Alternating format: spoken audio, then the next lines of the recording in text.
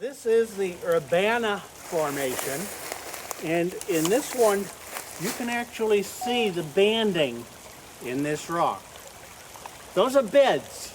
This rock does show very good bedding, and locally over there on the side of the rock you can actually see the bedding dipping steeply back down towards the creek.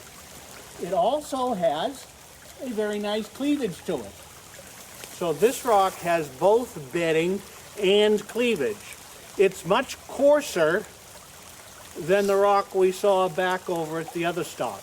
It's coarser grained. And actually some of this qualifies more as siltstone rather than as an original shale. And some of it is actually calcareous.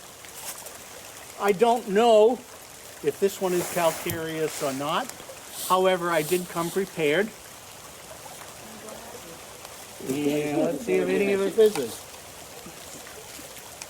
Dude, if you go out into the woods, you gotta bring acid. This one does not fizz, so it's not acid at all. Let me see if I can find some.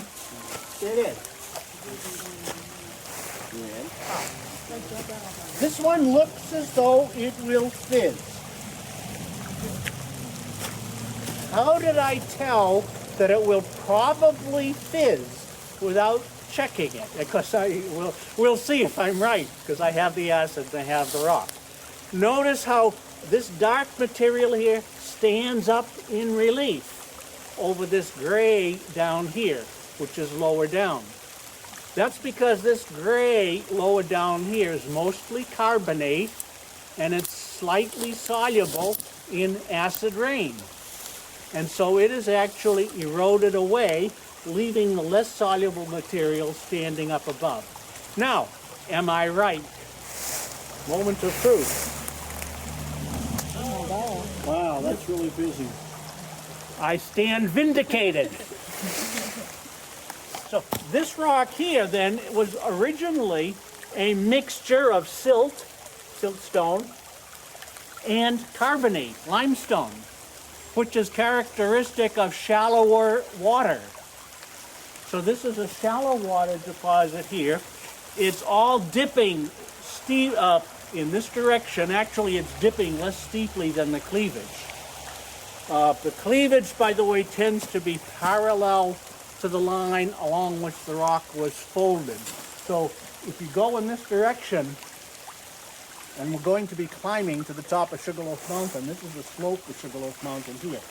Oddly enough, as we climb the mountain, we're going to be going lower and lower in the rocks.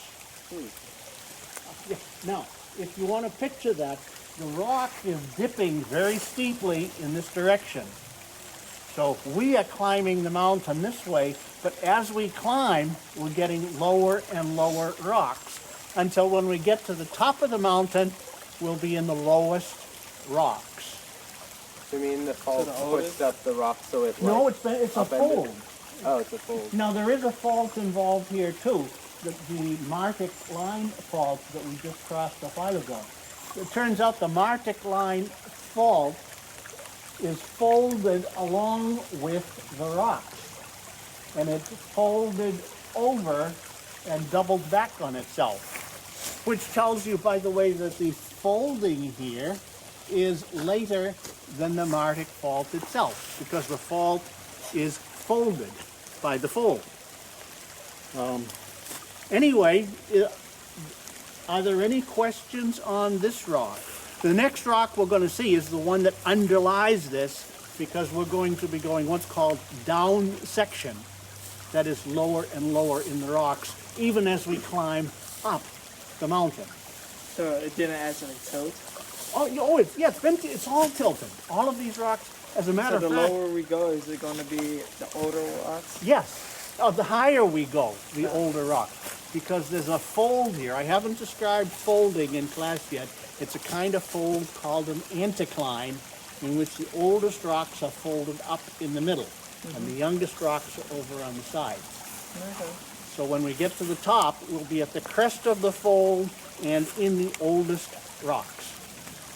We will get to see older rocks. That's the oldest rocks in this particular fold, that you get to see. We're going to get to see much, much older rocks. Okay, let's get back out of the rain and get up to the top of Sugarloaf Mountain.